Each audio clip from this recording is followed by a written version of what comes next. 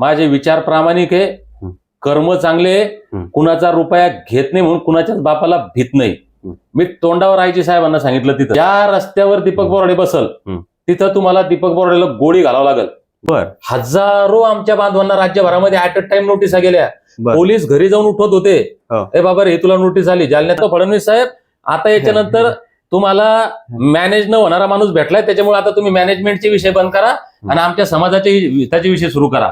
पोलिसांच्या खांद्यावर बंदूक ठेवून ह्या महाराष्ट्रामध्ये नीच राजकारण फडणवीस करतायत.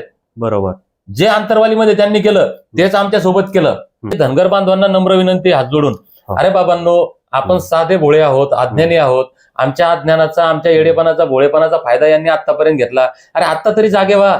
बरोबर आहे. मी सांगतोय ना, तुम्ही या नालायकांचं ऐकून, यांच्या दलाल भामट्यांचं ऐकून माझ्यावर आरोप केला, मला काही फरक पडत नाही. पण माझ्यावर आरोप करताना हे तर विचार करा की जर मी कुठं फॉल्टी असतो तर फडणवीसनं जेलमध्ये सडवलं असतं मला आतापर्यंत. फडणवीस साहेब, तुम्ही दिलेला शब्द धनगरांना पाळा, आमच्या लेकरा बाळांचं कल्याण करा. मी अत्यंत नम्रपणे तुम्हाला सांगतो, मी लाईफ टाईम तुमचा प्रचार करतो. फडणवीस साहेब, देवेंद्र मोदी साहेब तुमचा लाईफ टाईम फुकट प्रचार करतो. मला टेंडर नको, पैसे नको, पद नको, आमदारकी खासदारकी काही नको. पण जर तुम्ही हे करणार नसाल तर आत्ता जसं तुम्ही म्हणालात तसं मी राज्यात नाही तर सबंध देशभर हेच सांगत फिरल की धनगरांचा नंबर 1चा शत्रू देवेंद्र फडणवीस आणि नरेंद्र मोदी आहे. ते मल्हारराव होळकरांचं रक्त आहे, यशवंतराव होळकरांचं रक्त आहे. समजलं काय? इतिहास वाचतो, हजारो वर्षांचा इतिहास वाचतो आणि नवा इतिहास घडवायला चाललोय आम्ही. ह्या सगळ्या महाराष्ट्राची पोलीस दीपक बोराडेला शोधते. मुंबईमध्ये माणसं कमी, पोलीस जास्त होते तिथं. दीपक बोराडे कुणाच्या बापाचा रुपया घेत नाही म्हणून कुणाच्या बापाला भेट नाही. चला, मर्द मावळा आहे, पक्का प्रामाणिक, त्याच्यामुळे छाती ठोकपणे बोलतो. सुपाऱ्या घेणं, दलाल्या करणं हे आमच्या रक्तात नाही, आमच्या संस्कारात नाही. आणि आता मी ताकदीनं बोलणार. उगाच समाजाची गोष्ट आहे म्हणून समाजात फूट पडू नये, समाज एक राहावा, आपलेच दातन आपलेच होठ असं म्हणून इतके दिवस शांत बसलो. ही विनंती समजा, चेतावणी समजा की धमकी समजा. याच्यानंतर कुणाचंच सहन करणार नाही, कुणाचं ऐकणार नाही. कारण कुण्या भुरट्याचा चहा पिलो नाही, 1 रुपया घेतला नाही. ओबीसीची चळवळ दीपक बोराडे सांगायची गरज नाही. दीपक बोराडे चळवळीतलाच कार्यकर्ता आहे. मी 16 दिवस आमरण उपोषणाला होतो, मरणाच्या दारात होतो. म्हणजे कुठल्याही क्षणी अटॅक येऊन कुठल्याही क्षणी माझा जीव जाईल अशी परिस्थिती होती. त्यावेळेस ज्यांनी मला माझ्या मरणाच्या बाबतीत किंवा जगण्याच्या बाबतीत विचारलं नाही, ते आता या कोर्टन पोलीस स्टेशन याच्या बाबतीत काय विचारणार आहे? सन्मानानं आम्हाला आझाद मैदानात येऊ द्या, सन्मानानं तिथं आम्हाला आंदोलन करू द्या, सन्मानानं तिथं काय जे व्हायचं ते होऊ द्या. पुन्हा वाकड्यात जाऊ नका. नमस्कार, लय भारीमध्ये आपल्या सगळ्यांचं स्वागत. आपणा सगळ्यांना माहीत आहे की गेल्या काही दिवसापासून धनगर समाजाच्या आंदोलनाविषयी चर्चा चालू आहे. म्हणजे आझाद मैदानामध्ये ते आंदोलन होणार होतं काल, म्हणजे 21 जानेवारीला.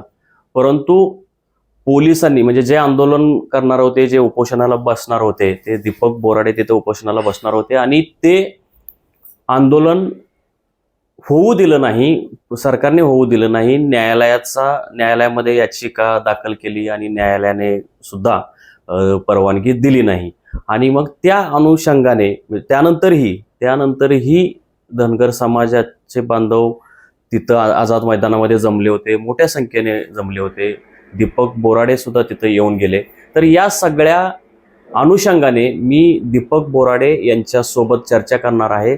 दीपक बोराडे आज माझ्या घरी आलेले आहेत. तुम्हाला सगळ्यांना माहिती आहे की ह्या देवेंद्र फडणवीस सरकारने माझं कार्यालय बंद पाडल्यामुळे मी घरूनच काम करत असतो आणि पहिलीच घरातून ही इंटरव्ह्यू होत आहे. तर मी दीपक बोराडे साहेब यांच्यासोबत मी चर्चा करणार आहे. तर दीपकजी, लय भारीमध्ये आपलं स्वागत. धन्यवाद. तर मला हे सांगा दीपकजी की तुम्ही 21 तारीख आंदोलनाच्या अगोदरच जाहीर केली होती, तुमचं आंदोलन अगोदरच ठरलं होतं. असं असताना सरकारने ते का होऊ दिलं नाही, अचानक का होऊ दिलं नाही? आणि आझाद ज्या ठिकाणी तुम्ही करणार आहात, आझाद मैदानामध्ये करणार होता, तिथं तर वर्षानुवर्ष आंदोलनं होत आलेले आहेत. मग असं असताना पोलिसांनी का अडवलं, कसं अडवलं, कशी गळचेपी केली, याविषयी जरा सविस्तर महाराष्ट्राला सांगा. नमस्कार लय भारीच्या सर्व दर्शकांना. मुळात आंदोलन करणं हा प्रत्येक नागरिकाचा संवैधानिक अधिकार आहे. मुंबईमध्ये आझाद मैदान ही जागाच आंदोलनासाठी डिक्लेअर केलेली जागा, ठरलेली जागा आहे. बरोबर. त्या जागेवर परवानगी मिळावी हा अर्ज आम्ही 2 महिन्यापूर्वी केलेला आहे. आतापर्यंत सरकारही सिरियस नव्हतं किंवा यंत्रणा, त्यांनाही असं वाटलं काय आंदोलन होईल नाही होईल. कारण समाजामध्ये एक समज पसरवण्यामध्ये सरकार यशस्वी झालंय की दीपक बोराडे मागं समाज नाही किंवा दीपक बोराडेचं आंदोलन कसं आहे काय आहे, लोक संभ्रमात, असं यांना वाटत होतं. पण मी 4 महिन्यापासून जालन्याचं उपोषण सुटल्यापासून सतत राज्यभर फिरतोय.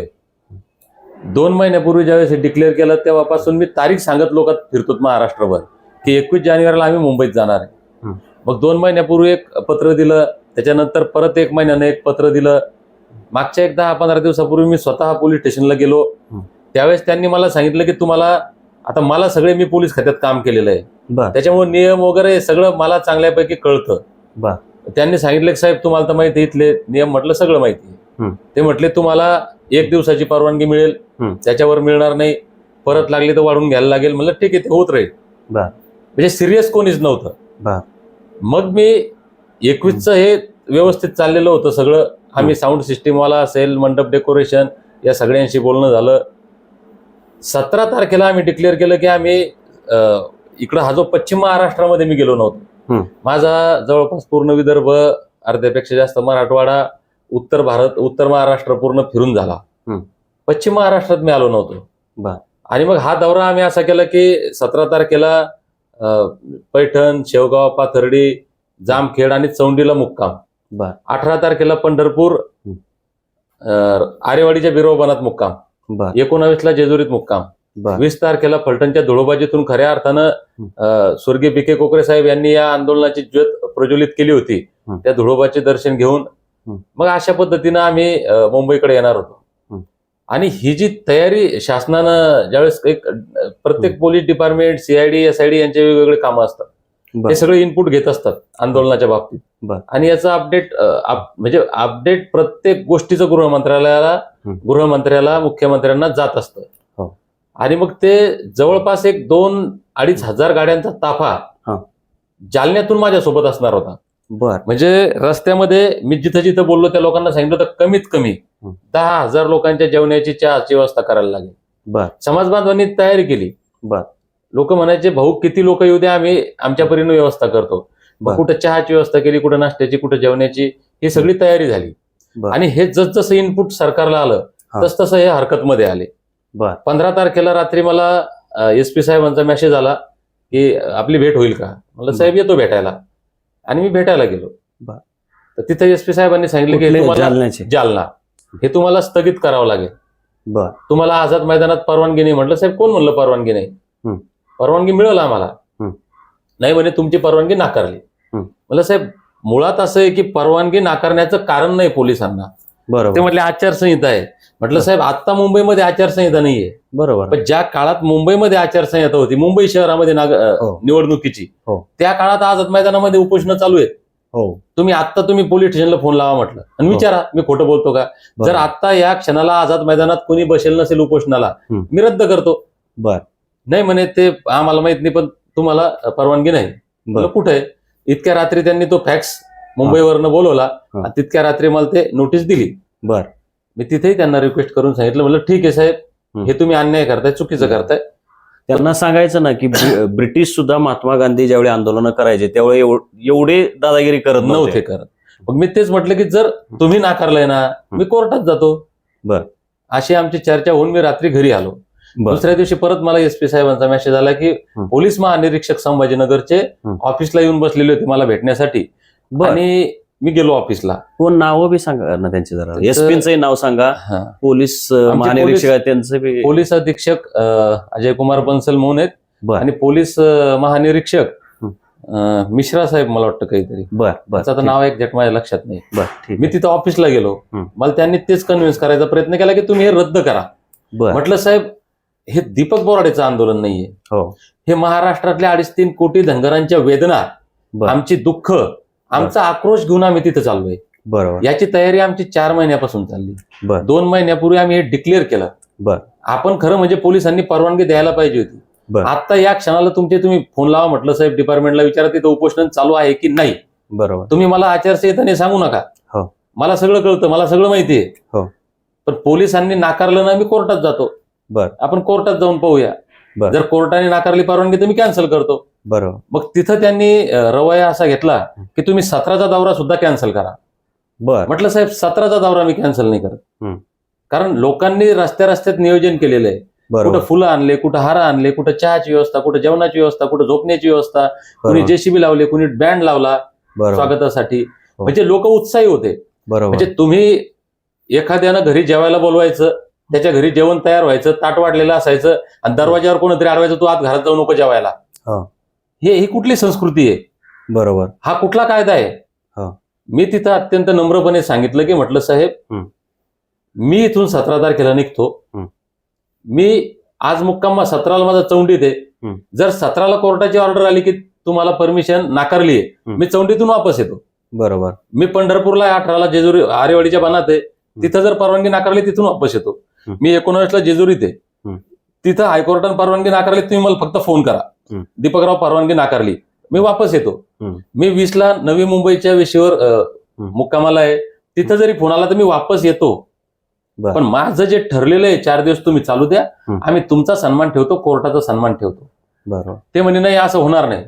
मी तिथंच बोललो ऑन रेकॉर्ड आणि आत्ताही सांगतो की मी म्हणजे काय मोठेपणाचा विषय नाही, पण मी माझे विचार प्रामाणिक आहे, कर्म चांगले, कुणाचा रुपया घेत नाही म्हणून कुणाच्याच बापाला भीत नाही. मी तोंडावर आईजी साहेबांना सांगितलं तिथं, म्हटलं साहेब तुम्ही जर आम्हाला सहकार्य सन्मानानं जर मला 4 दिवस बाहेर जाऊ दिलं 17 तारखेपासून, तर जिथं कोर्टानं ऑर्डर नाकारली तिथून परत येईल.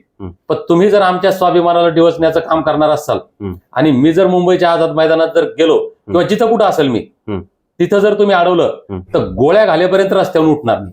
बापरे. ज्या रस्त्यावर दीपक बोराडे बसल तिथं तुम्हाला दीपक बोराडेला गोळी घालावं लागेल. तोपर्यंत मी थांबणार नाही. त्याच्यामुळे आमचा इगो हर्ट करू नका. तुम्ही म्हणजे तिथं उपोषण चालू आहेत, सगळं चालू आहे. या महाराष्ट्रातला 2.5-3 कोटी धनगर समाज 2 नंबरचा आहे. आमचा काही स्वाभिमान आहे की नाही? बरोबर. आमचं इथं काही अस्तित्व आहे की नाही? बरोबर. ही आमच्या अस्तित्वाची, आमच्या स्वाभिमानाची लढाई ठणकावून आणि ठासून सांगितलं. आता तो कॉन्फिडन्स त्यांनी पाहिला, त्यांनाही कळतं, पोलिसांना थोडं बॉडी लँग्वेज येते, थोडस त्यांना समजलं की हे ऐकण्याच्या मनस्थितीत नाही. आमची 2 तास चर्चा झाली, त्याच्यानंतर आयजी निघून गेली. आयजी निघून गेले, मी आपलं तयारीमध्ये मग्न होतो. रात्री आयजी परत आले. आता याचाही त्यांचे सगळे कॉल रेकॉर्ड खरं म्हणजे तपासणच कोण आता. नाही त्या पोलिसांचं चाललंय काय. रात्री आयजी परत आले, आयजींनी कलेक्टर झोपेतून उठले, संचारबंदी लागू केली. हजारो आमच्या बांधवांना राज्यभरामध्ये ऍट अ टाइम नोटिसा गेल्या. पोलीस घरी जाऊन उठवत होते, ए बाबा रे तुला नोटीस आली, जालन्यात कर्फ्यू लागलेला आहे, तुमची मुंबईची परवानगी नाकारली, जाऊ नका, गुन्हे दाखल होईल, अटक होईल, भानगडी होईल. दहशत निर्माण केली आमच्या बांधवांवर. हे मला काहीच कल्पना नाही.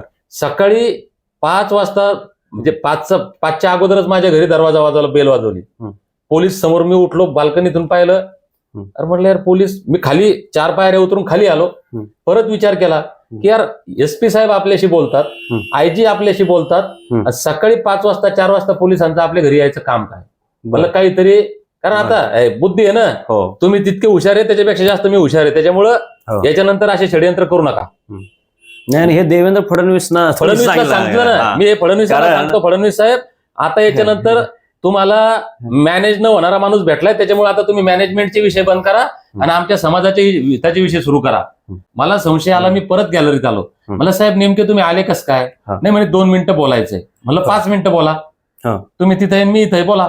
नाही म्हणे दरवाजा उघडा. म्हणलं दरवाजा कशाला उघडायचा? नाही म्हणे उघडायचा. म्हणलं साहेब दरवाजा नाही उघडत, तुमच्या SP साहेबाला सांगा. मी SPना फोन लावला, म्हणलं साहेब काय प्रकार आहे? नाही म्हणे ते कर्फ्यू लावला त्याची नोटीस. म्हणलं साहेब ती व्हॉट्सअपला टाकू शकता. मी दरवाजा उघडा नाही आणि फोन सुरू झाले मला लोकांचे की याला पकडलं त्याला पकडलं. मग मी चिडलो. अच्छा. मी पोलिसांना सांगितलं, माझे कार्यकर्त्यांना त्यांनी पकडलं वेगवेगळ्या ठिकाणी. SP साहेबांनाही सांगितलं, म्हणलं तुम्हाला जर मला अटक करायची आहे तर मी, माझी तब्येत ठीक नाही, मी झोपतोय, मी उठलो की दरवाजा उघडतो, मला अटक करा, पोलीस स्टेशनला घेऊन जा, काय माझा गुन्हा आहे ते, काही अडचण नाही. मी गेलो झोपलो परत. हा. झोपलो, पण झोप कशाची लागत होती, डोक्यात विचार सुरू हो, होते हो. आणि फोन सुरू झाले. बर. याला पकडलं त्याला पकडलं, मग मी चिडलो. मग मी परत फोन लावला, म्हणलं साहेब हे कशासाठी चाललंय हे सगळं नाटक, मला काहीच माहित नाही बाहेरचं. हा.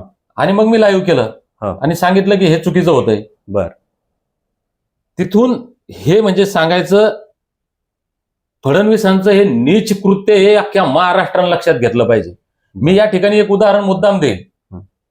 आंतरवालीमध्ये मनोज जरांगे पाटील उपोषणाला बसलेले होते. आता काही लोक टीका करतात, तुम्हाला कोणाला काय बोलायचं ते बोला. मला जे पटतं जे सत्य आहे ते मी बोलतो. बरोबर. मनोज जरांगे पाटील एका गावात बसलेले आहेत उपोषणाला. त्या गावामध्ये कुणाच्या रहदारीला अडथळा नाही, कुणाला कसल्या प्रकारचा त्रास नाही, त्यांचा कुणाला त्रास नाही, त्यांना कुणाला त्रास नव्हता. बरोबर आहे. अगदी काय गरज होती पोलिसांना तिथं जाऊन त्यांना उचलण्याची, लाठीचार्ज करण्याची आणि तिथं इतकं वातावरण पेटवण्याची. बरोबर. सेम स्ट्रॅटेजी इथं वापरली. दीपक बोराडे सन्मानानं थांबायला तयार आहे, कायद्याचं पालन करायला तयार आहे, कोर्टाला मानायला तयार आहे, पोलिसांना सहकार्य करायला तयार आहे. काय गरज होती रात्री 11 वाजता कर्फ्यू लावायची? काय गरज होती हजारो लोकांना नोटीस द्यायची? काय गरज होती दीपक बोराडेला अटक करण्याची? बरोबर. म्हणजे त्यावेळेस सुद्धा आंतरवाली सराटीमध्ये पोलिसांचा वापर करून समाज पेटवण्याचं काम कुणी केलं याचा तपास होणं गरजेचं आहे. मी आज स्पष्टपणे सांगतो, हे सगळं आंतरवालीमध्ये मराठा समाज बदनाम झाला, कारण 100 पेक्षा पोलीस बांधव जखमी झाले.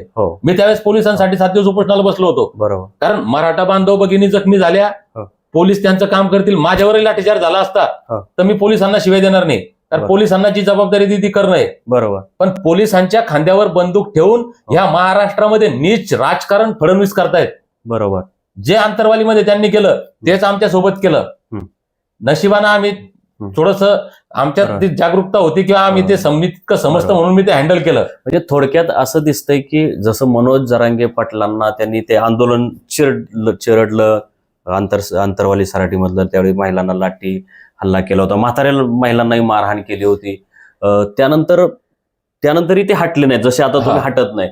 मग त्यांना बदनाम करणं, त्यांच्या मागं ट्रोलिंग गँग लावणं, पोलिसांचा गैरवापर करणं, असं मनोज जरांगे यांच्या बाबतीत देवेंद्र फडणवीसांनी केलं. ती स्ट्रॅटेजी 100% ती स्ट्रॅटेजी तुमच्यावर वापरली दिसते. जालन्याच्या आंदोलनापासून मला ट्रोल करणं सुरू आहे.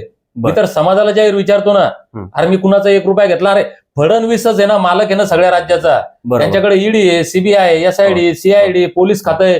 तपास करावा ना त्यांनी माझ्या आंदोलनाच्या मागे कोण आहे, मला कोण पैसा पुरवतं, मला कोण सपोर्ट करतं. समाजात माझे धनगर बांधवांना नम्र विनंती हात जोडून, अरे बाबांनो, आपण साधे भोळे आहोत, अज्ञानी आहोत. आमच्या अज्ञानाचा, आमच्या येडेपणाचा, भोळेपणाचा फायदा यांनी आतापर्यंत घेतला. अरे आता तरी जागे व्हा. बरोबर आहे. मी सांगतोय ना, तुम्ही या नालायकांचं ऐकून, यांच्या दलाल भामट्यांचं ऐकून माझ्यावर आरोप केला, मला काही फरक पडत नाही. पण माझ्यावर आरोप करताना हे तर विचार करा की जर मी कुठं फॉल्टी असतो तर फडणवीसनं जेलमध्ये सडवलं असतं मला आतापर्यंत. हे तरी पटतंय का, कळतंय का? नाही, फॉल्टी असायची गरज नाही साहेब. खोटे गुन्हे दाखल करा. मी 102 दिवस जेलमध्ये जाऊन आलोय. माझ्यावर ज्या माणसानं आयुष्यात पाहिलं नाही त्याला मी मारहाण केली, काही गुन्हे दाखल करतात. हा फडणवीस जो आहे ना, हा धनगर समाजाच्या हिताचा माणूस नाही, तो धनगर समाजाचा ह्या भारतातला सर्वात मोठा शत्रू आहे. हे मी आज अजून थोडं थांबत तुम्हाला. मी आत्ताही त्यांना धनगरांचा मित्र जे शत्रू मानत नाही. फडणवीस साहेब, तुम्ही दिलेला शब्द धनगरांना पाळा, आमच्या लेकरा बाळांचं कल्याण करा. मी अत्यंत नम्रपणे तुम्हाला सांगतो, मी लाईफ टाईम तुमचा प्रचार करतो फडणवीस साहेब. देवेंद्र मोदी साहेब तुमचा लाईफ टाईम फुकट प्रचार करतो. मला टेंडर नको, पैसे नको, पद नको, आमदारकी खासदारकी काही नको. पण जर तुम्ही हे करणार नसाल तर आत्ता जसं तुम्ही म्हणालात तसं मी राज्यात नाही तर सबंध देशभर हेच सांगत फिरल की धनगरांचा नंबर 1चा शत्रू देवेंद्र फडणवीस आणि नरेंद्र मोदी. किती फसवणूक करणार तुम्ही, किती आम्हाला मूर्खात काढणार. बरोबर. हे माझं 17चं आंदोलन दडपलं. मग मी सांगितलं होतं आयजींना, हे लक्षात घ्या अख्ख्या महाराष्ट्रानं, हे दीपक बोराडे म्हणजे काय मोठेपणा सांगायचं नाही, पण अरे आहे म्हणून बोलतो. मी सांगितलं होतं की जर तुम्ही वाकड्यात गेलात तर मुंबईत जाईल. आलो ना मुंबईत. बरोबर. 17 तारखेला पळालो ना, 4 गाड्या मागं 4 गाड्या पुढं. अरे तुम्ही जितके हुशार त्याच्यापेक्षा मी लय हुशार आहे. बरोबर. मला एक प्रश्न असा आहे की या महाराष्ट्रामध्ये आपले धनगर तुमच्यासारखे अनेक नेते आहेत. लक्ष्मण हाके आहे, गोपीचंद पडळकर आहेत. तर ह्यांनी काय एखादी ऍक्टिव्हिटी हाती घेतली, आंदोलन पुकारलं, तर सरकारचा त्यांना बंदोबस्त, सगळं गाड्या घोड्या सगळं जे काय पाहिजे ते सरकारच देतं, देवेंद्र फडणवीसच देते, पुरवतंय. आणि तुम्ही आंदोलन पुकारलं की तुमचं चिरडलं जाते, म्हणजे त्यांना पाठिंबा आणि तुम्हाला चिरडलं जाते. तर हा भेदभाव का? हे बघा, महाराष्ट्रातल्या जनतेला अत्यंत नम्रपणे सांगतो, मी सगळे आंदोलनं फार जवळून पाहिलेत. फडणवीसांच्या जे फायद्याचं आहे त्याला फडणवीस सपोर्ट करतात. धनगरांचं आंदोलन फडणवीसांच्या फायद्याचं नाही. इकडे मनोज जरांगे पाटलाचं आंदोलन सुद्धा फडणवीसांच्या फायद्याचं आहे. हाके सरांचं आंदोलन सुद्धा फडणवीसांच्या फायद्याचं आहे. कारण जितका मराठा समाज कट्टर होऊन एका बाजूला जाईल तितकाच ओबीसी समाज कट्टर होऊन एका बाजूला येतो आणि फडणवीसच्या बाजूला जाऊन बसतो. बरोबर. पण जर दीपक बोराडेचं आंदोलन मोठं झालं आणि धनगर पेटले तर आज 80-90% धनगर हे फडणवीसच्या खिशात घेऊन बसला फडणवीस, असं त्याला वाटतं. तर हे कुठंतरी बाहेर जातील आणि नुकसान होईल ही भीती आहे. मला सांगा साहेब, तुम्ही जे बोलला की तुम्हाला सुद्धा ट्रोल केलं जात होतं, तर हे ट्रोल करणारे लोक कोण, बाहेरच्या समाजातले होते का आपल्यातलेच? कारण काय झाले, आपल्याकडे आता एक हे जे देशभरात अंधभक्तांची जी फळे आहे ना, ते दुर्दैवाने आपल्या समाजामध्ये सुद्धा अंधभक्त तयार व्हायला लागलेत, फॅक्टरी तयार व्हायला लागलेत. मला जितकं बोलता येतं तितकं कुणालाच बोलता येणार नाही. बरोबर आहे. माझा अभ्यासही आहे आणि डेअरिंग तर महाराष्ट्रानं काय पाहिले असं जरा लक्षात घ्या. हे डेअरिंग आहे, डेअरिंग. हे मल्हारराव होळकरांचं रक्त आहे, यशवंतराव होळकरांचं रक्त आहे. समजलं काय? इतिहास वाचतो, हजारो वर्षांचा इतिहास वाचतो आणि नवा इतिहास घडवायला चाललोय आम्ही. ह्या सगळ्या महाराष्ट्राची पोलीस दीपक बोराडेला शोधते. मुंबईमध्ये माणसं कमी, पोलीस जास्त होते. तिथं आलो ना, काय हलक्यात नाही घ्यायचं. आणि दीपक बोराडेला हलक्यात कोणीच घेऊ नका. मग मोठेपणा सांगायचं नाही, पण सांगतो याच्यासाठी की जे कोणी अजूनही गैर समजत असतील त्यांनी थोडंसं बाहेर या. आणि हात जोडून विनंती करतो, समाजाचे असो का कोणतेही असो, मला ट्रोल करू नका, मला जास्त बोलायला लावू नका. कारण माझ्या विरुद्ध बोलण्यासाठी तुमच्याकडे खोट्या गोष्टीशिवाय काहीच नाही. माझ्याकडे खऱ्या गोष्टी इतक्या आहेत की ते ऐकताना तुमचे कान फाटतील. मग त्याच्यामुळे हात जोडून विनंती आहे, मी 4 महिने झाले सहन करतोय माझी ट्रोलिंग. 4 महिन्यापासून 24 सप्टेंबर पासून मी सहन करतोय. माझी सहनशक्ती संपली. काल मी बोललो आझाद मैदानात, ते उगीच नाही बोललो. माझा संताप आहे. माझ्या आयुष्यात मी कधी माझ्या कॅरेक्टर कोणाचं ऐकलेलं नाहीये. जरा इतिहास चेक करा. एवढूसा होतो ना मी, तेव्हापासूनचा इतिहास चेक करा. दीपक बोराडे कुणाच्या बापाचा रुपया घेत नाही म्हणून कुणाच्या बापाला भेट नाही. चला, मर्द मावळा आहे, पक्का प्रामाणिक. त्याच्यामुळे छाती ठोकपणे बोलतो. सुपाऱ्या घेणं, दलाल्या करणं हे आमच्या रक्तात नाही, आमच्या संस्कारात नाही. आणि आता मी ताकदीनं बोलणार. उगाच समाजाची गोष्ट आहे म्हणून समाजात फूट पडू नये. समाज एक राहावा, आपलेच दातन आपलेच होठ, असं म्हणून इतके दिवस शांत बसलो. ही विनंती समजा, चेतावणी समजा की धमकी समजा. याच्यानंतर कुणाचंच सहन करणार नाही, कुणाचं ऐकणार नाही. कारण कुण्या भुरट्याचा चहा पिलो नाही, 1 रुपया घेतला नाही. आयुष्य समाजासाठी समर्पित केलंय. माझ्या गाडीत डिझेल सुद्धा कोणाचं नसतंय. समजलं का? त्याच्यामुळं समाजाची भाषा बोलतो. समाजाच्या स्वाभिमानाचा लढा, समाजाच्या अस्तित्वाचा लढा मी स्वाभिमानाने लढतोय. कृपा करून तुमचं जे चाललंय फार बरं चाललंय, चालू द्या. माझ्या नादाला लागू नका विनाकारण. आता जे ओबीसी म्हणून काही ट्रोल करायला लागलेत मला, कृपा करून जरा ठिकाणावर या. ओबीसीची चळवळ दीपक बोराडे सांगायची गरज नाही. दीपक बोराडे चळवळीतलाच कार्यकर्ता आहे.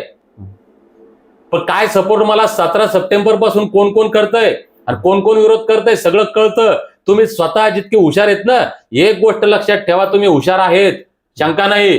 पण तुमच्यापेक्षा इतका तरी हुशार दीपक बोराडे हे लक्षात ठेवा. मांजर डोळे लावून दूध पिती. मांजरीला वाटतं मला कोणी पाहत नाही. पाठीचा बक्का बसतो तेव्हा समजतं की अरे कोणतरी पाहत होतं.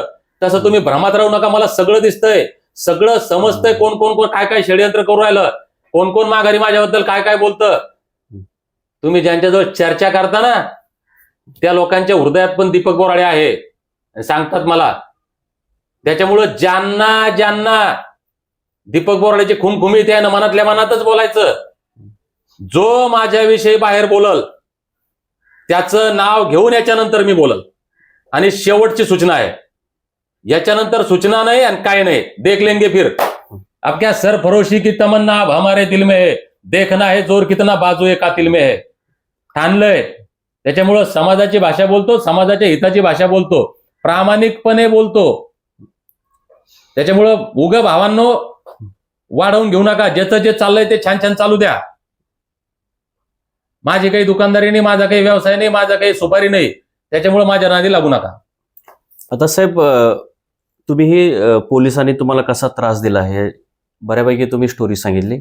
काल आझाद मैदानात काय काय झालं ते जरा सांगा. ते मुळात आझाद मैदानात आम्ही येणारच नव्हतो. कोर्टाचा आम्ही सन्मान करतो. बरं ठीक आहे, हे मलाही माहिती आहे.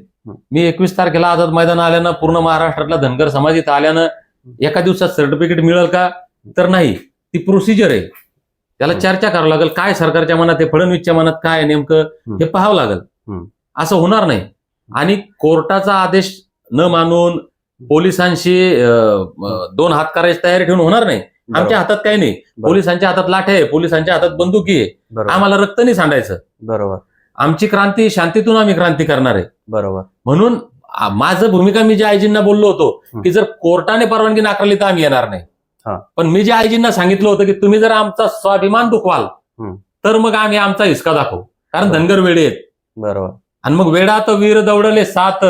माझ्यासोबत लाखो होते महाराष्ट्रातले. पोलिसांनी गावागावात अडवले, चौकात अडवले, रस्त्यावर अडवले, टोल नाक्यावर अडवले, तरी आले की नाही. तरी संभ्रम होता. मी जर कन्फर्म मुंबईमध्ये असतो, मुंबईतून जर एखादा व्हिडिओ टाकला असता ना की मी पोहोचलोय मुंबईत, रस्ता नसता फडणवीस साहेब तुम्हाला दिसला कुठं. पण लोक संभ्रमात होते. माझे दोन्ही मोबाईल जप्त केले, माझी गाडी जप्त केली, माझ्याकडे मोबाईल नाही. बरं, मला कोणाचा मोबाईल, मी महाराष्ट्रातल्या सगळ्या माझ्या मल्हार मावळ्यांची माफी मागतो.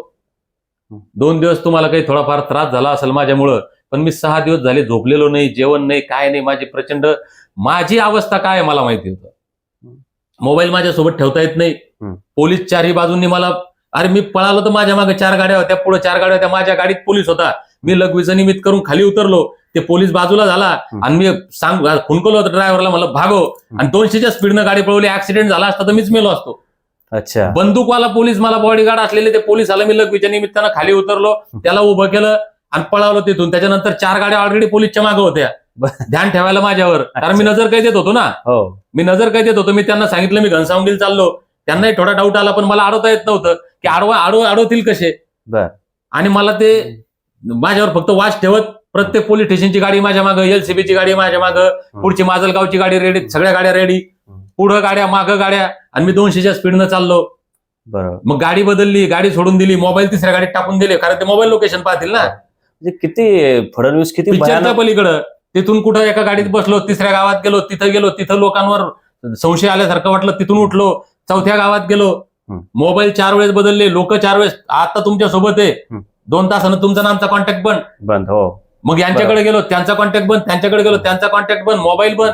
मलाही तुम्हाला कॉन्टॅक्ट करण्यासाठी 3-4 दिवस लागले. काल तर दिवसभर प्रयत्न करत होतो. कसं म्हणजे प्रेक्षकांना सांगू इच्छितो की अतिशय गोपनीय पद्धतीने ही मुलाखत घेतली गेलेली आहे. काही लोक म्हणतात ना सेनापती, अरे तुम्ही माना का नका मानू, मी स्वतःला सेनापती म्हणत नाही, पण एका सेनापती म्हणजे जे गुण पाहिजे ना त्याच्यापेक्षा 2-4 गुण जास्त आहेत. बरोबर. काय काल आलो हे फक्त सरकारला सांगण्यासाठी की हलक्यात घेऊ नका.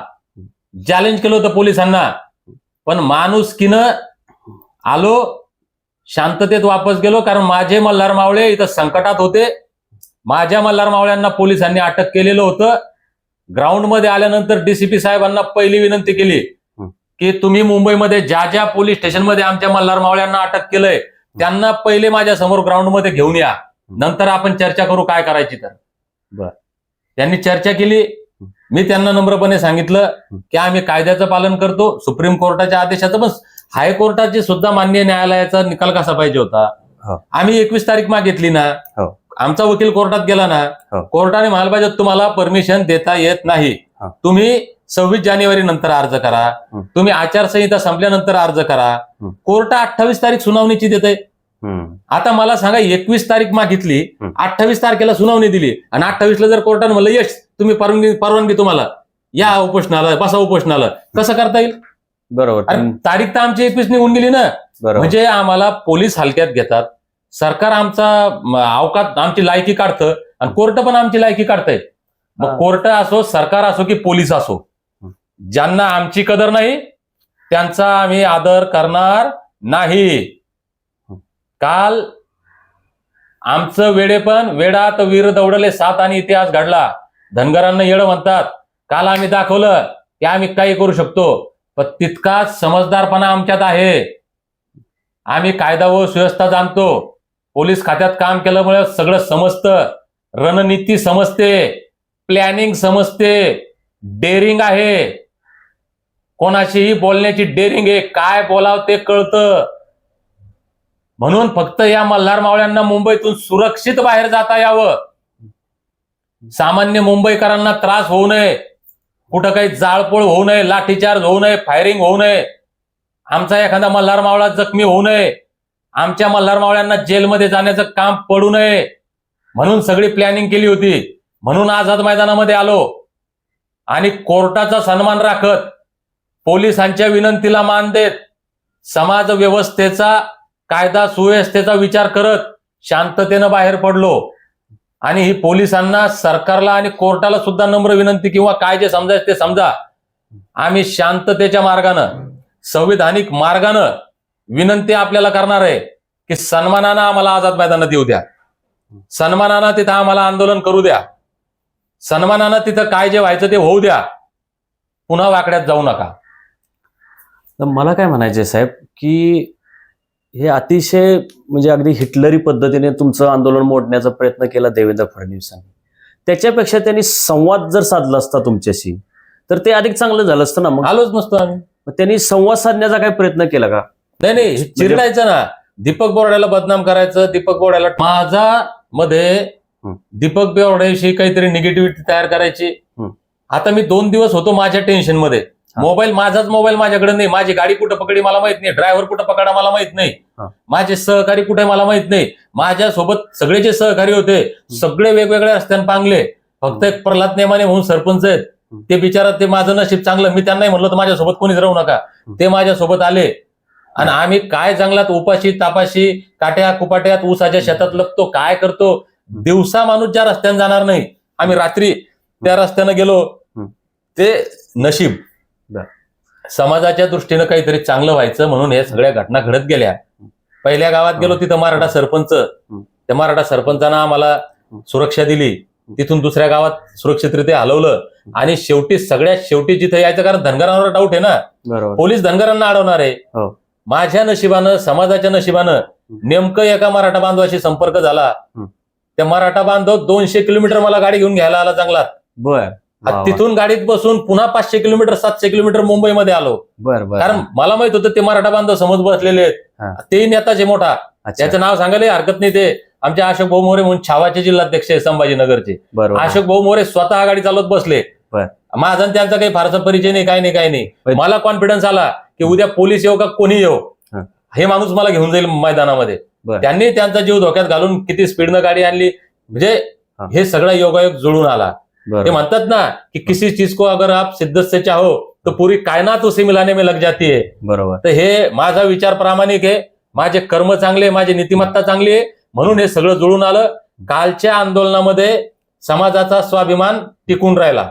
बरोबर. काल जर मी इथं आलो नसतो, लोक बोलले ना फोन बंद आहे, फोन उचलत नाही, गायब आहे. अरे बाबा, तुम्हाला टीका करणं सोपं आहे, तुम्ही तिकडे बसलेले आहेत, माझ्या चारी बाजूनं पोलीस आहे, माझे फोन टॅपिंगवर आहे, माझ्या नातेवाईकांचे, माझ्या मित्रांचे, माझ्या सहकार्यांचे फोन टॅपिंगवर आहे. जो मला सहकार्य करतो त्यांचे फोन रेकॉर्ड, त्याच्यावर सगळं पोलिसांचं लक्ष आहे. अरे मला कळतं. काय तुम्ही तिथं बसून गप्पा, अरे शंका कशाला उपस्थित करता? समाजाच्या मी 1 मिनिट, मी पूर्ण एवढं वाक्य की समाजाच्या प्रत्येक नेत्याला, प्रत्येक बांधवाला, लहान असो मोठा असो, कोणत्याही पक्षाचा, कोणत्याही संघटनेचा असो, तुम्हाला हात जोडून विनंती आहे, तुम्हाला भावांनो करता येत असेल या लढ्यामध्ये तर सहकार्य करा. सहकार्य करता येत नसेल तर नका करू. पण काड्या करून या लढ्याला दीपक बोर्डाला बदनाम करण्याचं षडयंत्र कायसाठी करता? काय संबंध आहे? म्हणजे मी इथं आलो नसतो तरी माझ्या नावानं तुम्ही सुपाऱ्या फोडणार, मी आलो तरी माझ्या नावानं बोंबलणार, आणि मी घरी गेलो तरी बोंबलणार, कहून गेला. अरे काय इथं काय गोळ्या खायच्या, मरायचं? इथली परिस्थिती जी काय त्याचे निर्णय मला कळतं, मी घेतले. साहेब, सेना आहे ना, युद्ध रणनीती काय, युद्धनीती काय सांगते? आम्ही इतिहास वाचतोय. हो. सम्राट चंद्रगुप्त मौर्यापासून सम्राट अशोकापासून छत्रपती शिवरायांपासून मल्हारराव होळकरांपासून यशवंतराव होळकरांपासून आम्ही इतिहास वाचतो. आम्ही इतिहास समजतो. काय शिकवलंय? युद्धतंत्र. सेना हजाराची, लाखाची की कोटीची महत्वाचं नाही. सेनेपेक्षा सेनापती बी तितक्या ताकदीचा लागतो ना.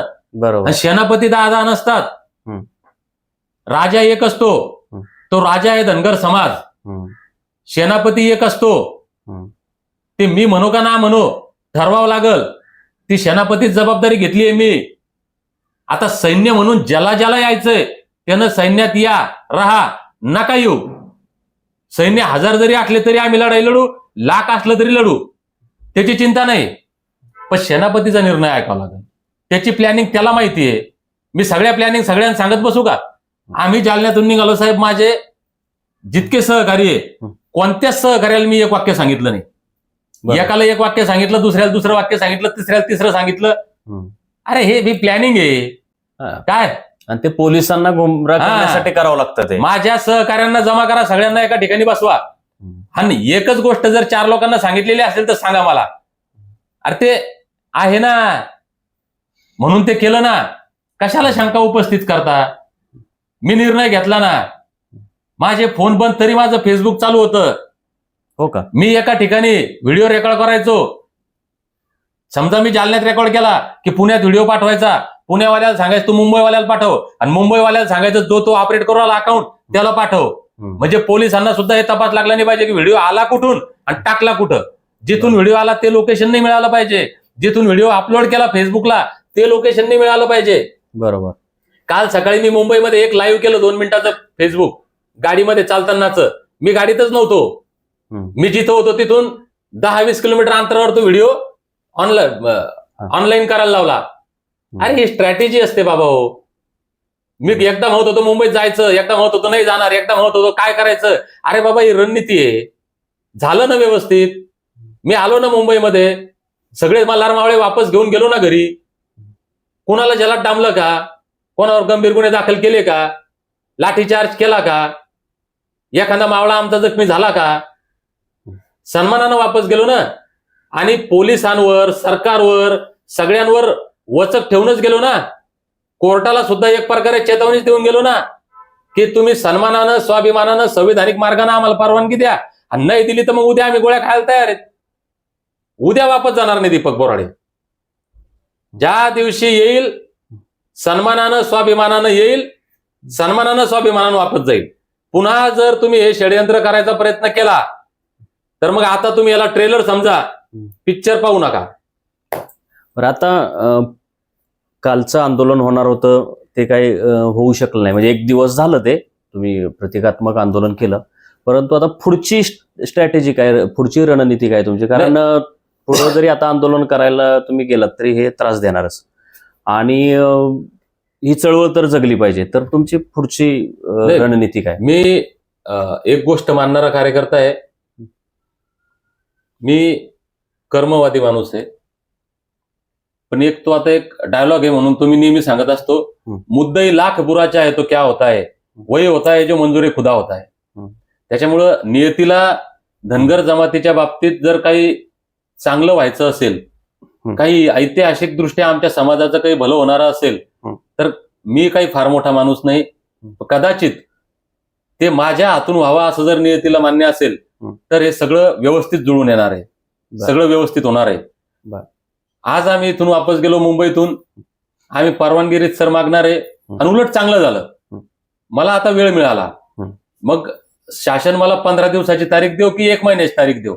मी ज्या ज्या भागात गेलो नाही आमच्या बांधवांपर्यंत त्या भागात जाणार आहे. आणि नियोजन आत्ताही होतं, नाही असं नाही, पण याच्यापेक्षा ताकदीनं चांगलं नियोजन, कारण ताकदीनं चांगले सहकारी मला मिळालेत. कालच्या या 2-3 दिवसाच्या घडामोडीमध्ये बरेच बांधव असे आहेत की ज्यांचा माझा संबंध नाही, ज्यांचा माझा परिचय नाही, आम्ही कधी भेटलो नसेल कोणाला, पण असे लोक आता मिळाले. कालपासून जे काही मेसेज येऊ राहिले, लोकांचे निरोप यायला लागले किंवा आम्ही मदत करायला तयार आहे, आम्ही तुमच्या सोबत आहे, टेन्शन नाही. तर आता हे चांगले संकेत मिळत आहेत. म्हणून आपल्याला तयारीला वेळ मिळाला, लढाईसाठी चांगली अजून युद्ध सज्जता आपल्याला करता येते आणि ताकदीनं आपण येऊ. सरकार येऊ देईल, काही शंका नाही. आणि ज्यावेळेस येऊ त्यावेळेस मग फडणवीसांना निर्णय घ्यायला भाग पडू. पण हे मला हे सांगा की यापूर्वी काँग्रेस राष्ट्रवादीचं सरकार सत्तेत होतं, आता हे भाजपचं सरकार देवेंद्र फडणवीस यांच्या नेतृत्वाखालचं सरकार आहे. तर त्या लोकांनीही आपल्या आरक्षणाच्या मागण्या मान्य केल्या नव्हत्या, ह्यांनी केलेल्या नाहीत. त्या काळात ही आंदोलनं व्हायची, आता ही आंदोलनं होत आहेत. तर सरकार जास्त भयानक कुठलं आहे, ते का हे? नाही, हे पहा, म्हणजे धनगरांच्या अनुषंगाने म्हणजे एक सापनात एक नागनाथ. हा. आता त्यांनी 60 वर्षात आमच्यावरचा अन्याय दूर केला नाही. आम्हाला वाटलंय साप आहे हो. म्हणून आम्ही यांना दूध पाजायला गेलो, तर बरोबर. हे नागनाथ निघाले. बर. ते नागनाथाच्या पुढे आता इथं कोबरा बनवून आम्हाला गिळून पाहायला, अजगर बनवून गिळायला लागलेत. बर. म्हणजे ते मागचं सरकार किंवा आंदोलन तरी करू देत होतं ना होतं. साहेब. म्हणजे मी एक गोष्ट मी नेहमी बोलत होतो, हा. सरकारच्या बाबतीत जर बोलायचं, तुलना जर करायची ना, या देशाला 800 वर्षात इंग्रजांनी जितकं लुटलं नाही, 150 वर्ष मोगलांनी जितकं लुटलं नाही, हा. तितकं 150 वर्षात इंग्रजांनी लुटलं. हो. 150 वर्षात या देशाला इंग्रजांनी जितकं लुटलं नाही, हा. तितकं 60 वर्षात काँग्रेसनं लुटलं. हा. आणि 60 वर्षात जितकं काँग्रेसने लुटलं नाही, त्याच्यापेक्षा कैक पट 10 वर्षात भाजपनं लुटलं. बरोबर. एवढा भ्रष्टाचार आहे. तसे त्यांना जितकं गुन्हेगार म्हणणार तुम्ही, त्याच्यापेक्षा 1000 पट डेंजर हे आहेत मग. अच्छा. हा. बर. पण आता हे कसं आहे, आम्ही खुदपर्यंत शांत आहे, जोपर्यंत यांच्याकडनं आम्हाला अपेक्षा आहे की आमचा यांनी लेकराबाळांचं कल्याण करावं. जर नाही केलं तर मग घोडा मैदान सामने. बरं.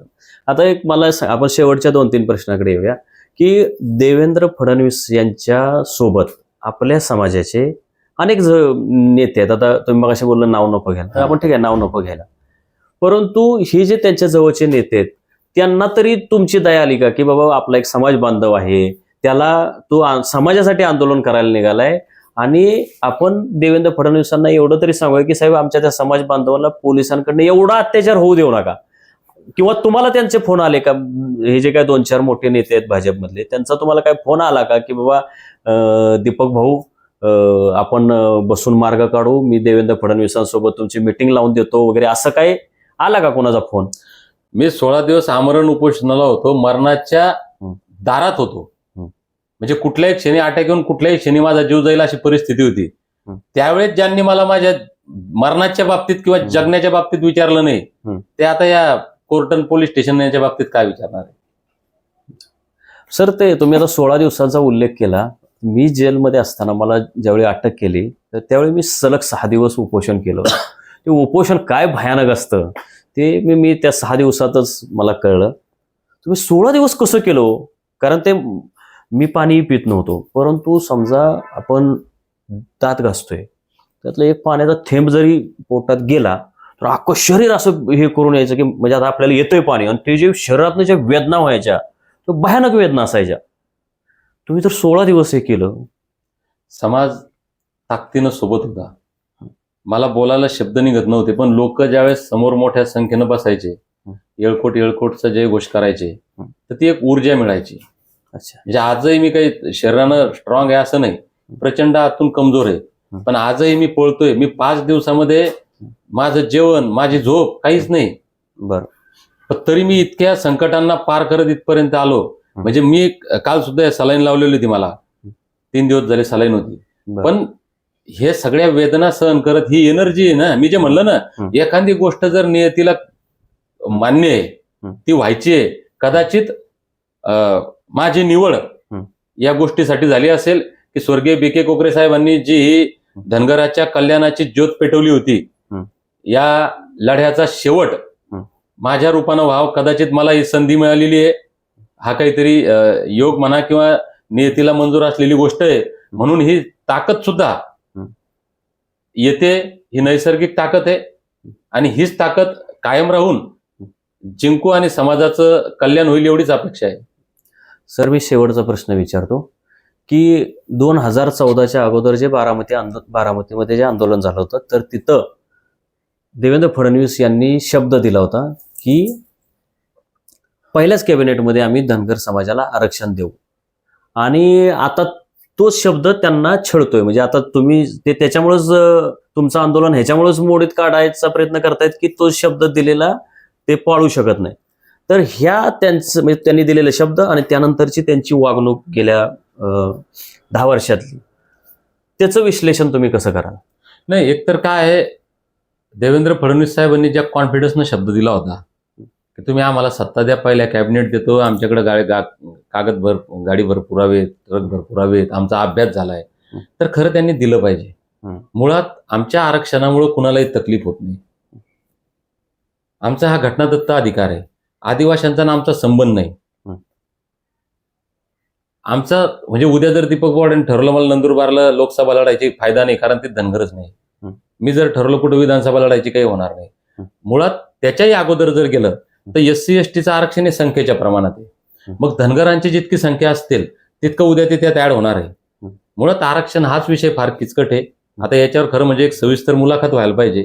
आरक्षण हे 50% आत आहे हे ना बाबासाहेबांनी लिहून ठेवलंय, ना संविधानात कुठे आहे, ना कायद्याला अभिप्रेत आहे. हे सुप्रीम कोर्टात कोण जजमेंट घालून दिलं, का घालून दिलं, तो माणूसच आहे.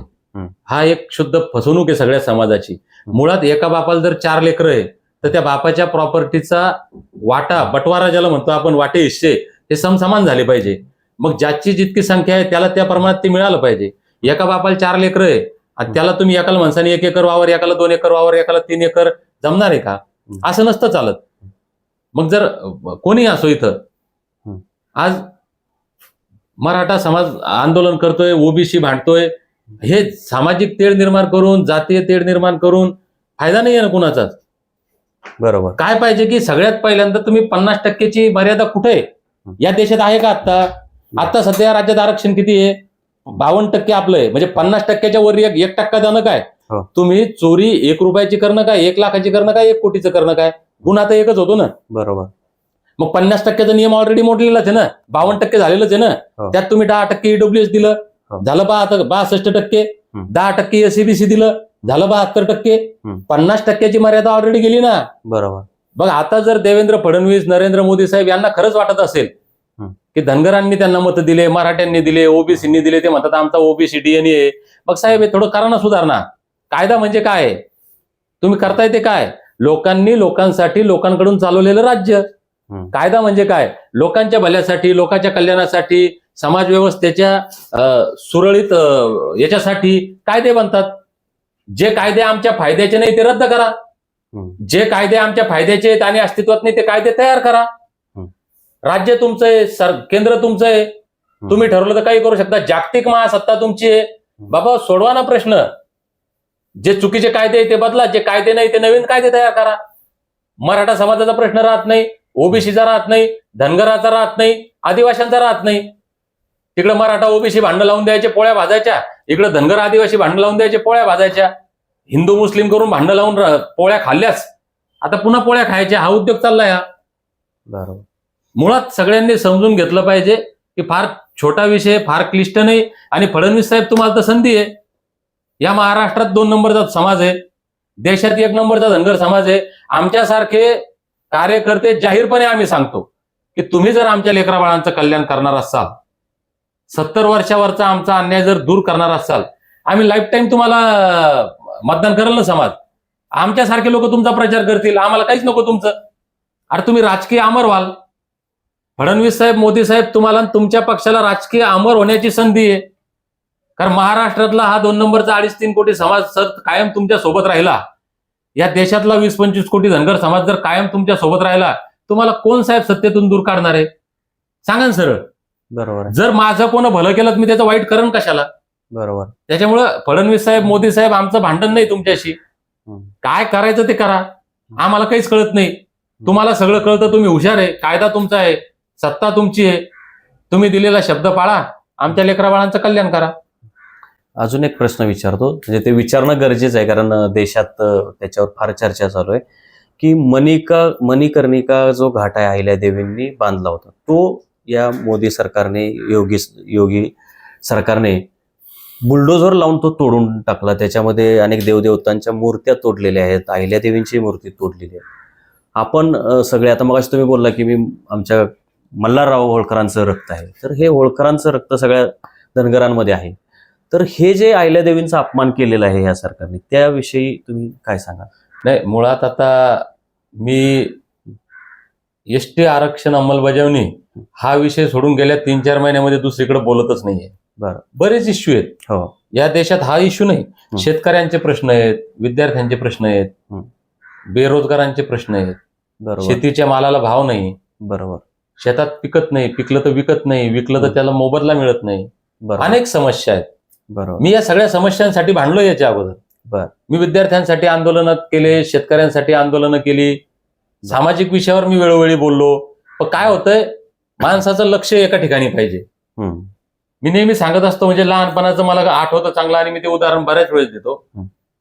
भिंग असतो काचाचा, तो एखाद्या कागदावर जर धरला आपण तर वरती सूर्यप्रकाशात धरला तर काच पेटतो. पण काच कधी पेटतो? ज्यावेळेस ते सूर्याचे 100 किरण एका ठिकाणी घेऊन खाली ज्यावेळेस ते किरण पडतं एका ठिकाणी पडतं, वरून येणारे 100 किरण जेव्हा एका ठिकाणी केंद्रित होतात त्यावेळेस तो कागद पेटतो.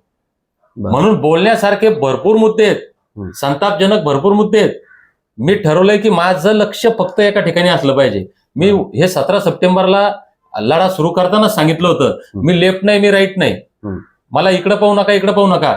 मी कोणासोबत बसलो किंवा कोण माझ्यासोबत बसलं, कोणी माझ्यासोबत फोटो काढा, याच्याकडे पाहू नका.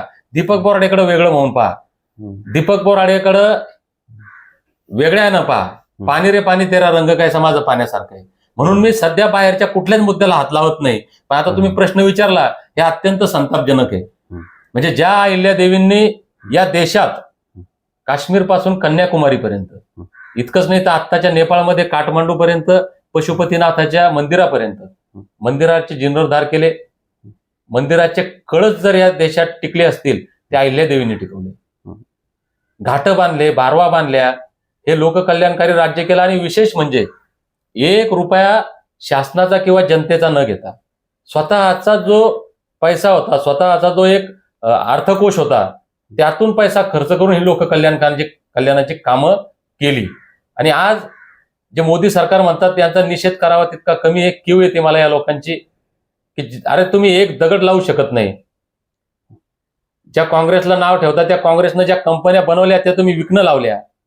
तुम्हाला एक घाट बांधता येत नाही, तुम्ही बांधलेला रस्ता 1 वर्ष टिकत नाही, तुम्ही बांधलेला पूल 2 वर्ष टिकत नाही. राम मंदिरात बी पाणी गळायला लागलं. राम मंदिर तुम्ही अजून बांधून कम्प्लीटही झालं नाही तरी त्यात पाणी गळायला लागलं. अरे तुमचे कर्म किती घाण आहेत. तुम्ही ते मंदिर, काय गरज होती मला सांगा तोडायची? अरे ते 1000 नाही, लाख वर्ष जरी तसं राहिलं तुम्हाला तकलीफ काय आहे त्याची?